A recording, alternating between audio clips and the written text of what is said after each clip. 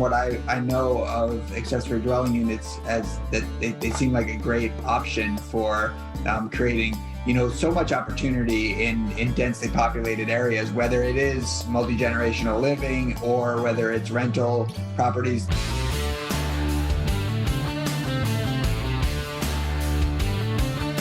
Welcome to the special edition of the Fine Homebuilding podcast with coverage from IBSx, the 2021 virtual experience. This is Senior Editor Patrick McCombe. Today I'm joined by Fine Homebuilding Editorial Director Bryan Pontolilo. Here he comes. Editorial Advisor Mike Guertin. Hi, Patrick. Wow, it's good to see you, Mike. You have Bryan Uhler of Pioneer Builders. Hey, guys. It's good to see you, Bryan. And our amazing late night producer, Jeff Rose. Thanks, Jeff. You're welcome. So we decided to start the show without Bryan because he has a history around here of just showing up a little late to these things, and it didn't seem like, it would be a problem, but here he comes. We knew he would be here. Mike, do you want to start? Let's talk about what the show was like today. What did you do there? So this is the first day we've been able to go to the exhibits and educational seminars and other presentations at the show. What did you do, Mike? I got frustrated because the site crashed about 10 minutes after it opened, or maybe a half hour after it opened. And they had technical difficulties with, just about everything on the exhibitor portion where you could go and visit exhibitor booths. A lot of functionality wasn't there, and it's some exhibitors booth site pages were working and some weren't. Same problem with the video. I guess they had a problem, though I didn't go there for the opening remarks. They couldn't have it. I was actually going to go to that. They were going to have Mike Rowe present. Okay. Yep. And it's still undecided when it'll be presented. I'm sorry to interrupt. That's okay. But then towards the afternoon, some things started working, and it's the first time. It could be a good sign. It could be a sign that they have so many attendees trying to access the site that it's overwhelmed it. That would be a good outcome, at least for the IBS, doing it virtually, to have a lot of people going. If it's not that, then they got to hire another vendor next time they do it. How about your experience, Bryan? Did you get a chance to go to the show today? I did. Part of the challenge for me is just being on the West Coast. And it seems like everything was starting earlier in the morning. And my daughter decided she knows how to climb out of her crib now. So needless to say, my sleep is getting more and more interesting. So anyway, I tried to get on. I had to meet with an installation contractor, and I clicked, and the site was crashed. So I was like, all right, that's it. I got to just keep on going. But what I did get to do was finish watching the Kohler video, which I could talk about now or later. What was it? So it's about an hour long, and it came out even before today's showing. So I missed that when it was live, but it's, again, one of those recorded events. They go through the history of Kohler, which is pretty interesting. I think a lot of people would just think of it in terms of plumbing, but they've got their generator division, they've got cabinetry, they've got light fixtures, and they went through the new products, which is what I'm always really piquing my attention. Were you able to control like what you had presented to you, Bryan, or was it just tune in and stay tuned? Because it's a recording, you can click in and watch whatever you want when you want it. So I actually backed up a couple of times or watched it later to catch some of the products that I thought I'd want to talk about on this program. So one of the things, as weird as it might be to lead with this, is they've got a bidet system. Right now, it seems like everything is about cleanliness and sanitation. So they've got a bidet that you don't need power for. And so I was going to look it up to see if you have to use it with a Kohler toilet, but it can be used in a retrofit application. But that was something worth knowing about. Have you ever put a bidet in the house, Bryan? I think not me. I think Dad might have one time with a customer or pre-sale years ago, but it's definitely not the standard over here. Wow. It's one of those things that we talk about in the building industry, but we just like, I've never seen a house with one. I really haven't. The other thing I was going to mention that they have, they call it, I think, the Core Whole Home Water Monitor. So they've got two different versions, and it's almost like a Sense app for water usage. So I've got the Sense here, and that's fantastic for electrical monitoring, as it uses machine learning to figure out what you're using and get your reports and that type of a thing. So they've got one that goes under the sink, and I thought that was worth knowing about. And I think what we're going to see more and more is the more professional inline version that they have that can actually shut off the water main if it detects some strange usage. That's not a new technology, but boy, I think that's a smart one. Have you had catastrophic flooding from a pipe bursting or that kind of thing, Bryan or Mike, either of you? Yeah. Yeah. What happened, Bryan? First, Mike? Well, I guess we had one PEX problem that was in a crawl space, which is why sometimes it's nice to have a crawl space. We had one fitting go out from a toilet that was on the second level of a 2-story with a basement. So in a sense, 3 levels. We were on vacation. My dad didn't check the house before we left. He gets a call from our real estate agent. It had flooded the entire house. And it was a furnished model home. Oh. Yeah. So we come home. So that's why you feel very strongly about this, I'm sure. Yeah. I've got one story about that.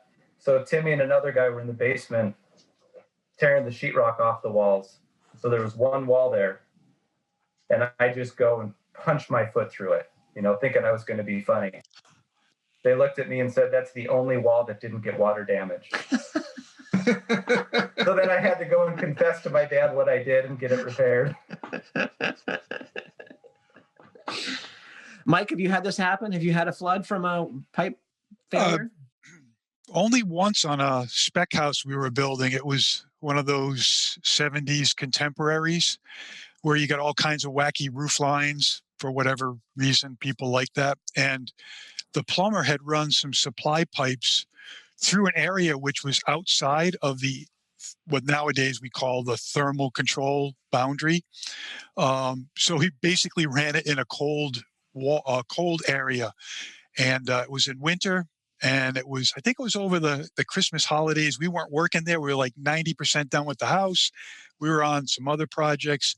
The water ran for about 2 weeks. Pipe froze, broke, water ran because it was on city water, ran for 2 weeks. We only found out when a neighbor called the agent that had the house listed, sign in front of it, and said, "There's this really big cascade of ice. It's like a glacier going down the driveway." Yeah, that was a big insurance claim. But lots of customers, though. I've done a lot of repairs on houses that have had pipes. And yeah, those systems, they just squelch the water right there. And it's nice that they've got that learning function now, that when you turn on the old ones, if you turned on like 6 things, it would just shut your water off. But now, like Bryan said, they kind of get used to the habits of the house. And every now and then might get a surge for a little while when somebody's taking a shower, doing laundry and the dishwasher at the same time, and it won't cut it off, which is nice.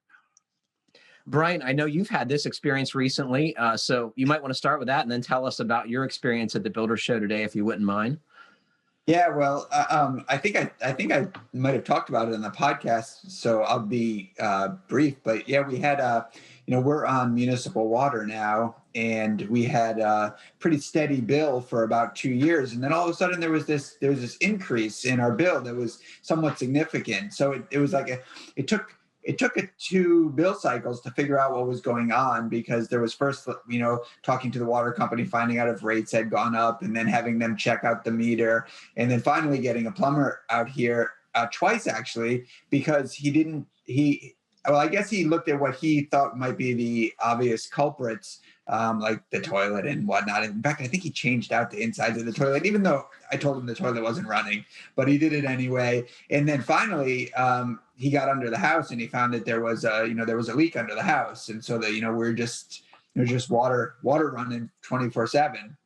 I had never experienced a leak before, a plumbing leak before. I mean, I'd helped some people with situations where pipes had frozen, burst, but I mean, that which is common in cold climates and especially in like older houses, but never just sort of a kind of a random failure like that. And I believe it was in a piece of PEX. So that was interesting, interesting process to go through. But being a renter right now, it's easy because you just call the landlord and and they take care of it. And if it was my own house, I would have spent all that time sleuthing and trying to figure it out and then repairing it.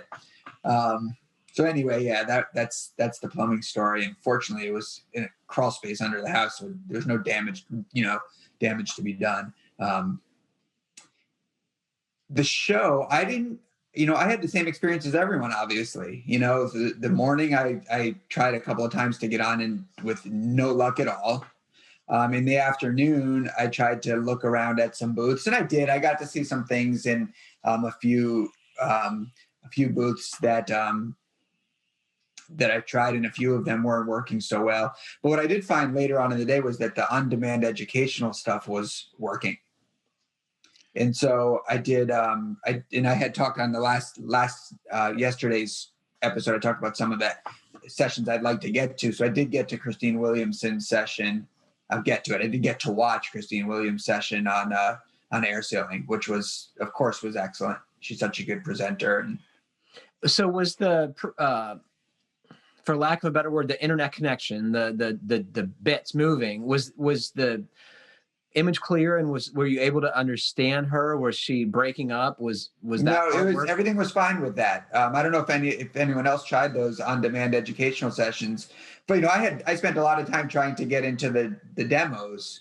That's what I was. I really was interested in seeing how they were doing the demos from the high performance zone, but I didn't have any luck with those. But the on-demand seems to work just fine. Worked good for you, and I tried to watch Christine's as well. That's the first one I navigated to, and it wouldn't load. It said invalid something, and I tried a couple different avenues and gave up. I figured I'd just try it tomorrow or the next day. Yeah, I guess they're having some ongoing problems because I did that late this afternoon. So I think they must have some rolling problems with the whole system. Yeah, well, hopefully, I mean, I don't know what they can possibly do, whether they can extend the days of the show or make this stuff available. I mean, there's so much good stuff that I hope that people get to see it and do it. I went on an unusual thing for me today. I went on 2 virtual home tours. The Builder Show ordinarily has offsite home tours, and then they have houses in the parking lot of the convention center, whether it's in Las Vegas or Orlando. And that's one of my favorite parts of the show because you actually go out to see a real house. And so I went to the Pro Builder show home today, and it was kind of interesting. It's all CG. And the design and the home I went to came from an architect who was charged with designing a first-time home buyer's perfect house. And it was interesting. Like, unlike a real home tour, like when you get bored, you can leave or you can check your email or whatever. You don't have to, sneak away without the presenter seeing you. And you can go to the different places in the virtual building that you want to. I found that, so of course, a lot of that kind of trade show, builder show presentation is meant to make people aware of products and manufacturers and stuff. So they call these things out in the virtual world. This is a Mitsubishi mini split heat pump. This is a Gen Air range or whatever. And I found the descriptions of those very lacking. They were really weird. And oddly, one of the houses I went into, you guys will get a kick out of this, they had the second blue appliance that I've seen in 2 days, right? And I wanted to know, what do they call it? Do they call it juniper or what do they call it? And that information wasn't in there, which I found lacking, because someone who's a specifier or a designer or looking for ideas and they want a blue range, well, that should be easy to figure out, I would say. What do you guys think? Well, that's where if it was a live tour, there'd be people around and you could ask them. Yeah. But that wasn't a question that they anticipated when they were building out the virtual. I'm sure there are lots and lots of questions that people would have, just like you, that the virtual experience isn't going to get unless there's some kind of a chat function where you can ask questions of whoever is supposed to be the knowledgeable person about that part of the house. I can tell you, any one of you guys would kill for the lot where they set this house, right? It's like on acres of the most perfect lawn on a perfectly flat, tree surrounded lot, right? It's better than the parking lot at the convention center in Las Vegas, but it didn't seem all like there's too many sites like that anymore, I would say. Yeah, I do the same thing that you do, Patrick. That's one of the highlights of the show for me, is to go to the show homes.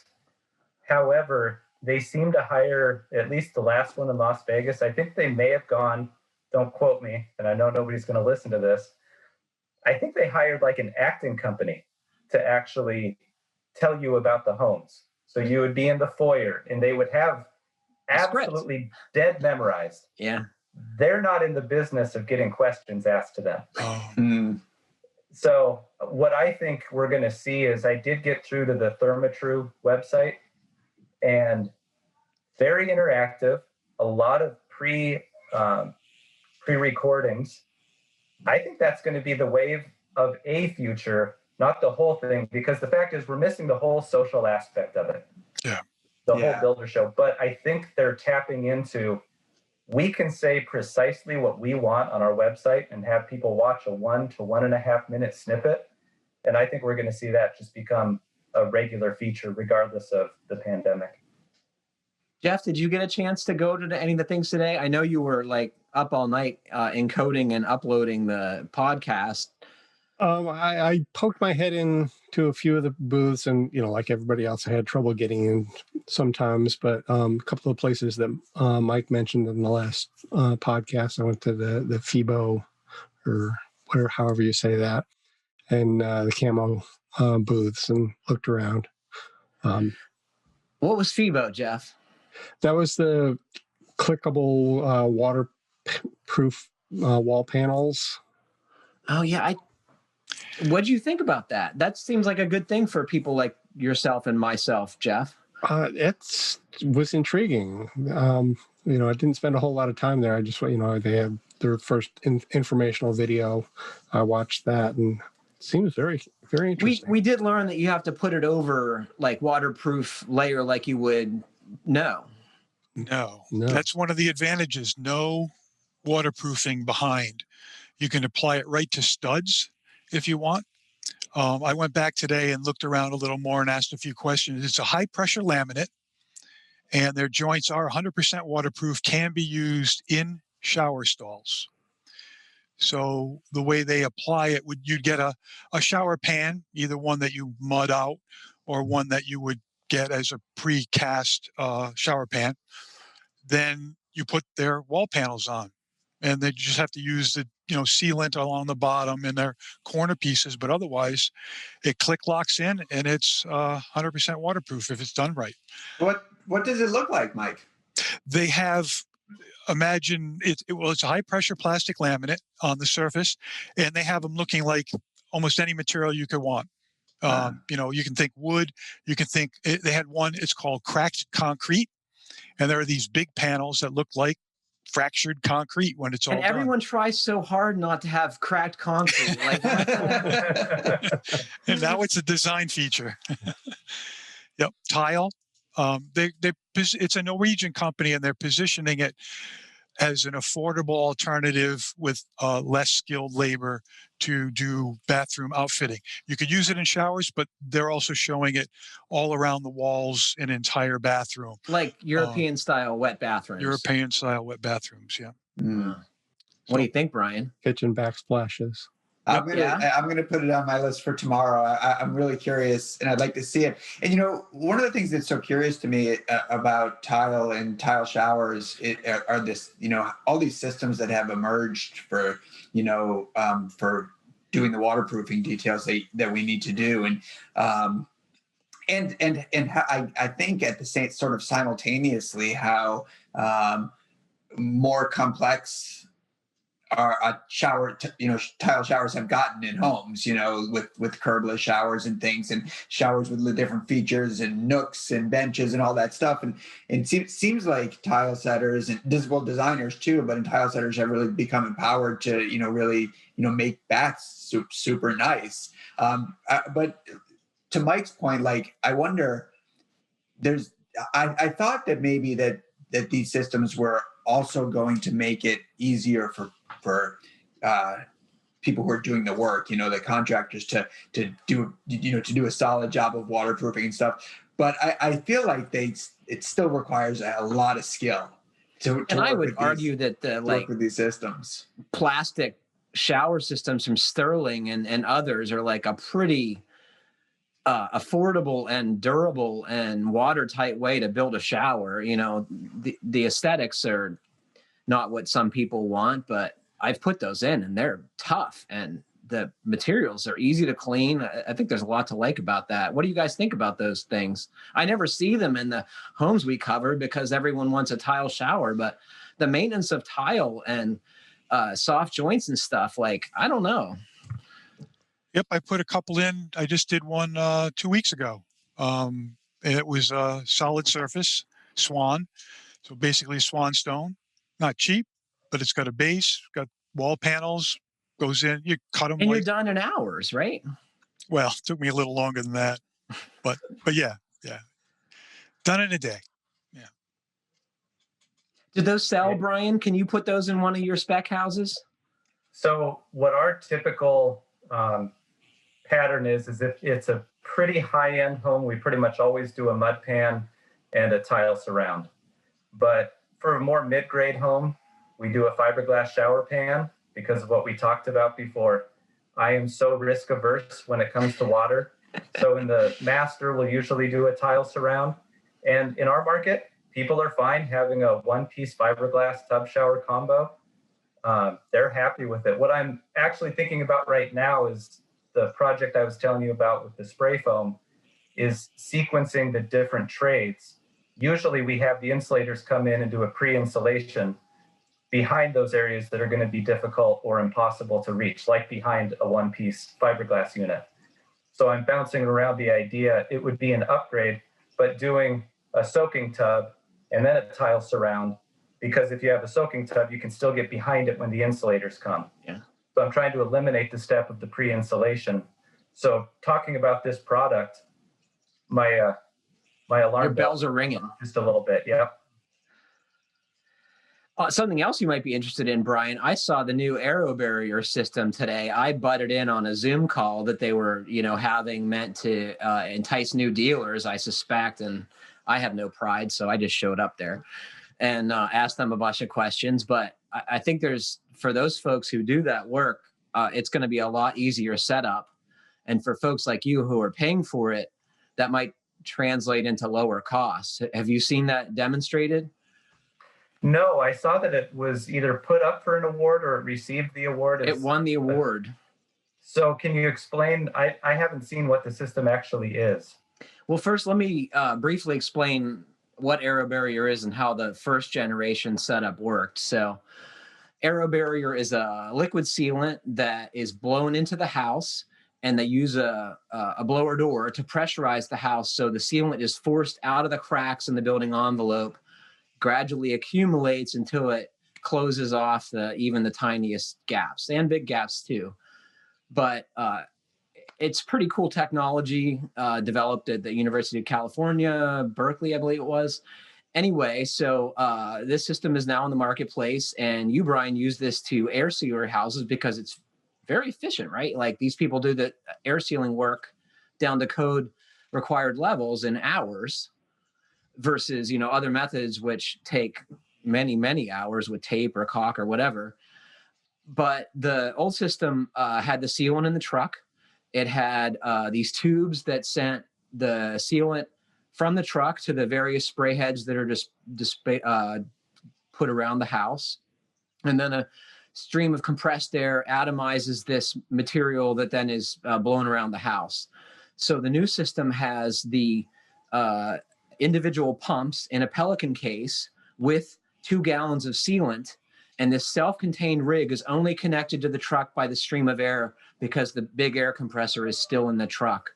But it allows you to carry this thing into the house, run 1 line instead of, 4, I believe. And if, say, one of the heads isn't working, or it's limited to 1 piece. Like if the pump on the truck isn't working, that means none of your heads are working. You're dead in the water until you get that figured out. So it seemed a lot more user-friendly, and they've made some improvements to the software that runs all these things. And it was cool before. I think they've made it more user-friendly, which makes me think it's going to be less expensive going forward. So which award did they win from the IBS? When I read it, I thought it said the most innovative software, and I was scratching my head. What would that have to do? I think that's what it's about, Mike, is because the software that drives this equipment is the improvement. Okay, because usually a software goes to some builder Lighting software, controller, or some. Yeah, I was very surprised. I thought it was a mistake. So okay, it's that technical change that they made or upgrade to the software to enable all of this to do what it does. We've been working with these folks for a while now, and just February 1st, so this month, the 2018 Washington State Energy Code came in. It's pretty stringent for the most part. Is it tougher than the IRC, Bryan? Or IEEC? I was going to say, I would probably say the International Energy Conservation Code, but I don't want to get too pedantic on you. That's the group you're with, buddy. Yeah, right. You're in the right room. No, so it's way stricter. And one of the biggest changes that seems to have everybody pretty concerned is, regardless of ceiling height, you have to figure 8.5 feet tall times your square footage of the floor. You should tell folks why that matters.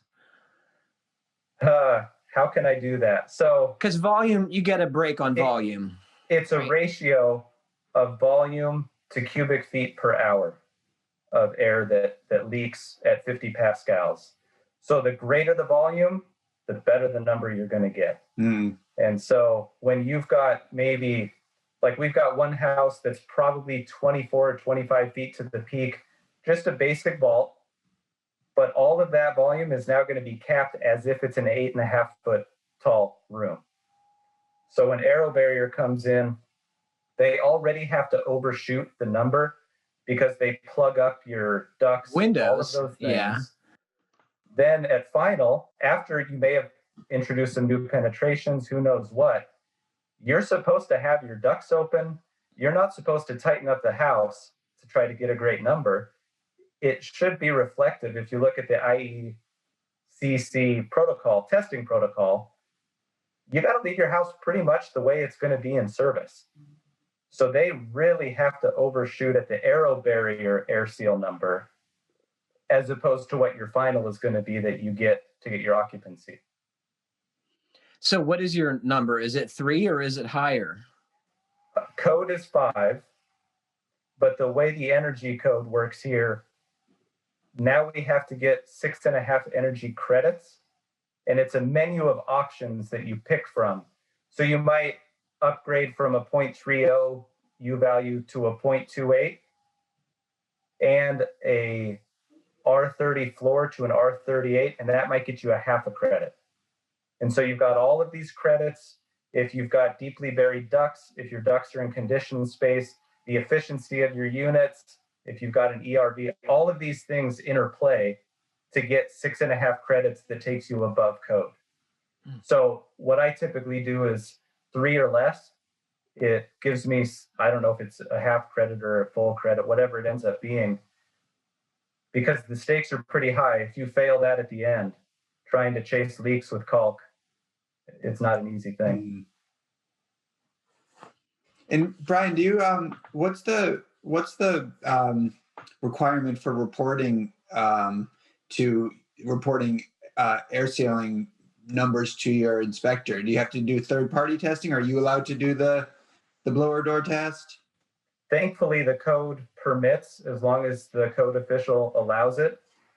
we've got very good relationships with our code officials. They trust us. I was already videotaping when I would do the test.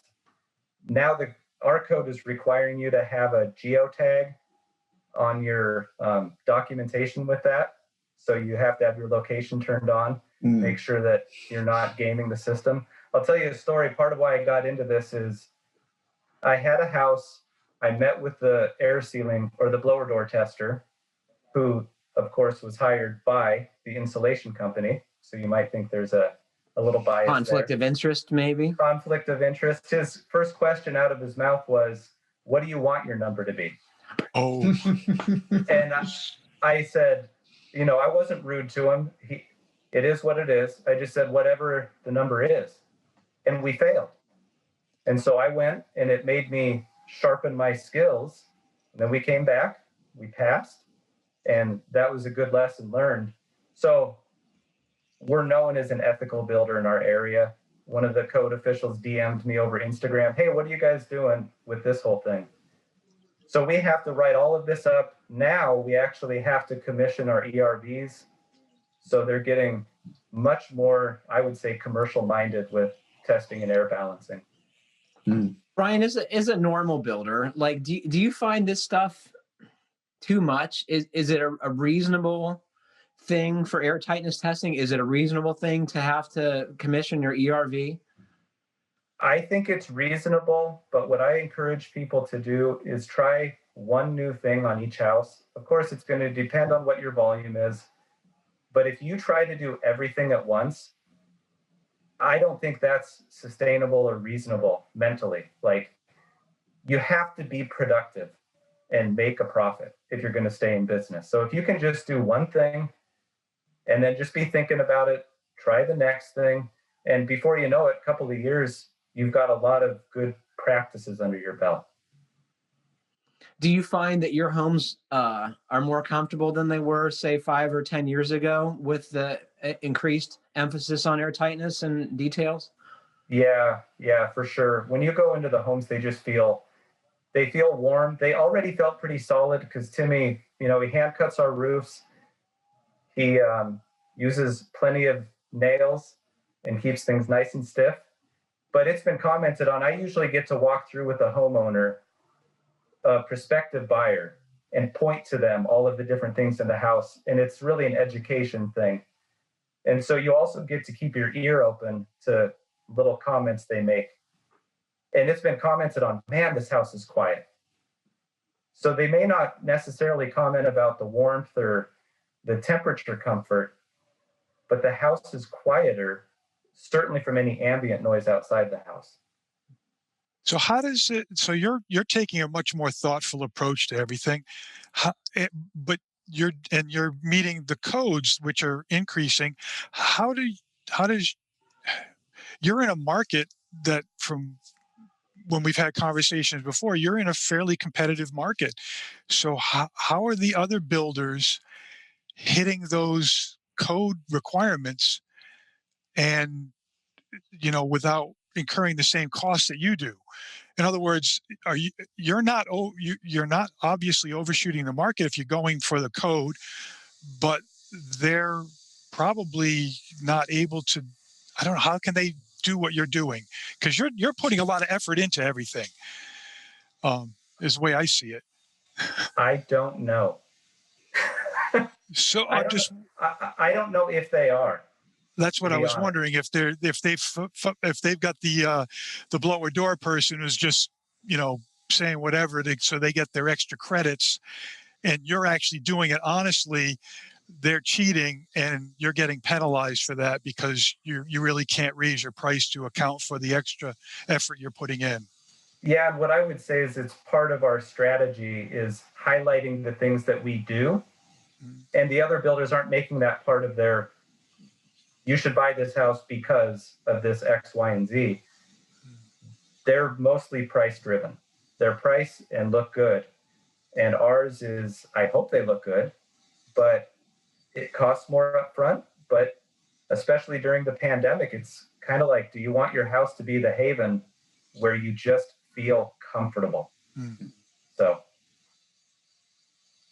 that was the overwhelming emphasis of the show homes I saw today, is that everything is about creating your at-home oasis, right? Security, comfort, quality of life, and these things all matter so much now, right? You're home a lot more. You're with your family. One of the houses I saw had a little, what we would have called in-law suite prior, but it's for anybody, your bounce back children, your elders, whoever it is. But it's just like a small room with a kitchenette, and it's separate from the rest of the house. And I was like, what a wonderful thing to have that space in your house, especially now, right? That's now a second office, or your kids can go there to school. Have you guys seen more? I keep hearing about multi-generational living in this country, but I see little evidence of it. Have you guys seen projects that integrate different living spaces for different generations of a family? I haven't seen many builders do it, but I've done it on the last couple houses that I built. And I didn't do it because the customer asked for it. I did it because I kind of future-proofed the houses in the way we built them, so that we could either make converted rooms, make them adaptable, or in our case, being in the Northeast where basements are pretty popular, making the basement a walkout basement so it could be living space. Then once we had made those provisions in the utilities and the rough-ins and the future planning, then the owners executed the changes within 2 years, because they realized that, ooh, my mother just moved to Florida. It was one, the different situations, but they found that they could use the space. The last two houses we did incorporate those things. So one of them, it was a bonus room over a garage that would basically be a great room. It had a bedroom and a separated bathroom, little kitchenette, so you could put one of those little refrigerators, a little sink, you could put a countertop microwave, and anybody could be pretty self-contained, but not a separate utility room. Then the last one we just finished, what we did in the basement there was roughed in the plumbing and came up with a cabinet layout, so to speak, and put the electrical receptacles where they should go above the counter and below the uppers, so that somebody could install it on their own later. So it's got the drain in there, the water supply, but so as to keep the price a little bit lower, we didn't actually install the whole kitchen and what have you. And then I guess the last one that we're building right now is completely separated. The basement has a kitchen, bathroom, bedroom. I call it the Xbox room. And then the upstairs is its own self-contained, but they would have to come up for the utility room. So for us, it depends on the topography of the site, how much we include some of that. Patrick, on a few of your podcasts, you've talked about the affordability of housing. And this is kind of tangenting off this whole talk we're having now about, having upgradable houses or making the multi-generational accessory dwelling units. I noticed one of the exhibitors is called Dweller. And at first, when I looked at their website a few days ago, not their IBS website, I thought that they were like a manufacturer of these basically modules that would go on a property. But what they really are is sort of a combination of financing and expediter for getting accessory dwelling units installed on properties. So they navigate the permitting process? They navigate the permitting process. They're focusing. It was started by the former director of like planning or something like that for the city of Portland. So he went through that experience of Portland getting that big influx of people, demand for housing, and the prices going up, and the whole problem that they've had with not having enough space. So he's started this company with some other folks where they will either work with a builder developer, or they'll get modules or ADUs to the site. They'll go through all the permitting and processing, and they'll finance it 100% for the property owner. Because what they analyzed was that most homeowners don't have enough equity in their homes to finance an accessory dwelling unit, and a lot of Because it might banks be are 200 or reluctant to do that. 300,000 bucks, right? Like most folks don't have that kind of cash. The accessory dwelling units can be quite a bit less than that. It all depends on the size. You could get them for between 75 to 100,000, but they can be higher than that. These would Not be where small Bryan ones. lives. There's no way, right? No, I think that's not too far off. I mean, you're probably not going to have an attached garage. You Right. might have one bathroom, one kitchen, Yep. as opposed to 2.5 baths and a big kitchen. Yep. So depending on your foundation system, you're not going to have possibly separate hookup fees. That's what'll really get you is your water connection, your sewer Yep. connection, your Because septic those are design. tens of thousands alone, right? And then maybe there's impact fees on top of that. So all of those upfront costs. So what this company proposes to do is set the whole thing up for the homeowner to make it very easy to get an accessory dwelling unit on their property. They'll finance the whole thing, but then they'll take over the property management of it. So they will rent it out, and they will keep some of the money from the rent, and the homeowner gets some of the money from the rent. So you don't have to deal with tenants, and you don't have to come up with any upfront money. Yeah. Wow. So it's a different kind of model. It'll be interesting to see how it plays out. What the CEO of this fellow that started it said in a little video I watched at the IBS site was that they estimate right now that there could be up to 500,000 of these installed in California alone. They also are working in Washington and Oregon. So they're hoping to get investors. That's another thing about the IBS. A lot of the exhibitors that we walk by are really not there for builders. They're there looking for investors, or they're looking for land developers, or they're looking for something other than the contractor builder. So that was a case in this instance. But I never thought of that. You're nodding your head, Bryan. Is this like something you've been made aware of prior? No, but it makes a lot of sense. You got what Dad said in the past is the first person to try something usually fails, and then somebody else comes in and makes it work. Yeah. So you've got all these creative types, which I am not one of. So I just get to talk to them and then try to work with them. So yeah, that's pretty interesting. You were nodding too, Bryan. What do you think about this? Well, the idea, I can't wait to look up that company. I wrote it down because it sounds kind of fascinating to me. And I'm going to put one on my back 40 and you're going to move into it, right? That's right.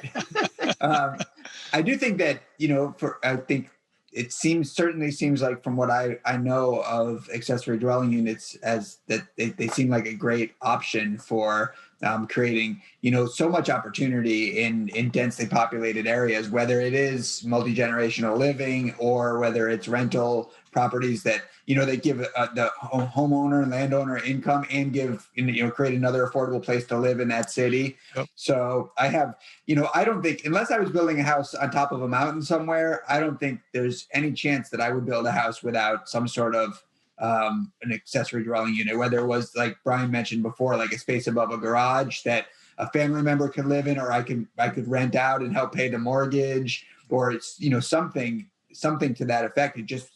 That makes so much sense to me. There are a few places you can do it legally, and the Pacific Northwest is on the cutting edge. Like, do you think that matters? I think Seattle's shooting for it, but we're outside of Seattle. We're over in Kitsap County, and I have no idea. There tends to be more acreage here, or just your typical lots. It's pretty typical over here. Folks who live in a place that's nice often aren't really big fans of increasing density. I think that's a rare thing. Well, with the California initiative that pretty much allows, well, there are limits to it, but the accessory dwelling unit rules and regulations there are much more liberal.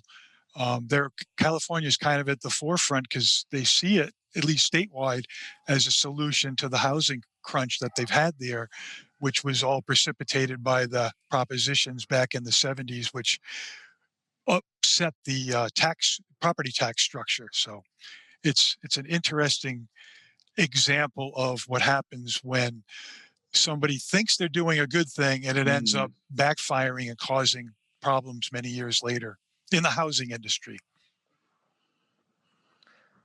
What are you guys hoping to do at the Builder Show tomorrow? Mike, you go first. I want to go check out, well, I've been to their site, but they had technical difficulties, but I want to actually get face-to-face with a company called Epic Blocks. What's that? It's an inside-out ICF. That's the way I describe it. So how does the concrete stay on the inside out ICF, Mike? It looks to me like they're foam blocks, like an ICF, but the foam is in the core, and they already have concrete slabs on the outside of each block that when you stack them up, they stack like regular CMUs. But the foam core has interlocking keys, and they look exactly like a Lego block. You have rebar, vertical. You don't have to pour any concrete. You use some sort of an adhesive to glue the blocks together, and the load rating is like insanely high. So I was going to go ask them some questions. How does this work if it's not reinforced? It's the glue? That's one of the questions. This is where I'm hoping this virtual, if I was on the show floor, I could have got the answer today from a person and had a nice conversation. And I tried at a different exhibitor's booth to use the chat function, and it was just slow and awkward, because I'm typing, then they're typing. I want to see if I could get them in a meeting. So I'm going to try that. I think, Brian, you said you had tried to do a meeting, but then that kind of didn't work this morning. So I'm curious, are you going to try doing meetings? Do you have more meetings scheduled for tomorrow? This Brian or the other Brian? Brian with a Y. All right, I'll answer to that. I don't know what I'm going to do tomorrow exactly. Hopefully everything works. WaterGen is the company I'm going to be checking out. So near as I can tell, that's a dehumidifier that makes drinking water. Yeah, I had a guy from North Carolina ask me if we're having troubles with dehumidification or too much humidity, given that we're building tighter. Another gentleman emailed me with the same question. Are you? We're not. We've got kind of a solution that we're doing, but it's the law of unintended consequences. If you plug a leak in one spot, is it going to burst somewhere else? So I like to have a solution in my back pocket. And so I would imagine it's a dehumidifier that also purifies, but I don't know yet. That was in one of the show homes I went to, and I was like, okay, that's an interesting take on a dehumidifier, but I can't wait to hear more about that. Jeff, you're going to be up all night again working on the podcast, I presume? Yep. Yeah. Hopefully. Not all night, just till the wee small hours. Oh, man. Brian, what are you doing, Pontolilo? Well, I'm going to check out some of the exhibits if possible. Some of the exhibitors. I want to see some of the things that Mike mentioned, and then there's some companies that I have that I know they've got some new products coming out, like Huber, but I just haven't seen them yet. So I want to pop into their booths and kind of check out those products. And I want to hit up some more of the educational stuff. Well, I might ask you tomorrow before we record again at 7 to tell me what you saw, and we'll share that with listeners, because you sadly won't be on the show tomorrow. I think I've roped Matt Milham into it, which should be fun. I bet he was my notes. I bet he was like losing his mind today trying to navigate the Builder Show. As we all. Yeah. Any of you guys have anything to add before we part company this evening? I have a question. I'm just curious if any of you were able to determine definitively how many exhibitors there are at the International Builder Show or at the Kitchen and Bath Show. I know when we go to a regular, I don't know how many there are at a regular show. I want to say it's in the thousands. Yeah. And when I clicked on the exhibitor list and I was just scrolling, I went right to the last page, And then it had a total there of 144. And I'm thinking, is it that small that there's only 144 exhibitors? It just seemed like it can't be that small. That's smaller than a JLC live show. But it would be interesting if any of you, I'm going to look tomorrow to see how many exhibitors there are. But if any of you happen to figure it out, like a shortcut to find the number, it would be nice to report that and put it in scale with what past shows have had for the number of exhibitors. Like, I'm not surprised by that number, actually, based on just like the quick glance today when I started scrolling through the different categories. Because the shows are typically so big, I expected to like have to really scroll for a while, and I found myself quickly at the bottom of each category. So I was surprised by how few there seemed to be. I think it's a big change for people to have to jump, from what they're used to doing, going to a live event, to doing something virtual. It's a different skill set. They might not have the assets to do it. A lot of companies don't have, videos and things. And a few companies came to us this fall and asked us to, produce our custom content division, to produce videos for them, just to kind of scramble and get something together for this show. So I wonder if a lot of companies, it just wasn't feasible to, not necessarily pay for a booth, because they'd be paying for it anyway, but actually have the kind of stuff that they need for a virtual booth. Yeah, that's true. They've got to outfit a lot of things. That's what the gentleman from Ed from Videra told us yesterday. He was saying that he thought his costs for doing this virtual show were the same or even higher than doing it in person. So yeah, not something you would think off the top of your head, but wow. And when companies were making decisions about to exhibit at this year's Builder Show, I would say, there were no sure things with regard to the economy. It's very difficult to commit to spend a bunch of money when you don't know what's going to happen, right? I think, wasn't it going to be in person up until, when did they finally make the decision? October? Yeah, it was the first or second week of October, because I had right through August been working with the IBS folks to put together the high performance building zone and some other education.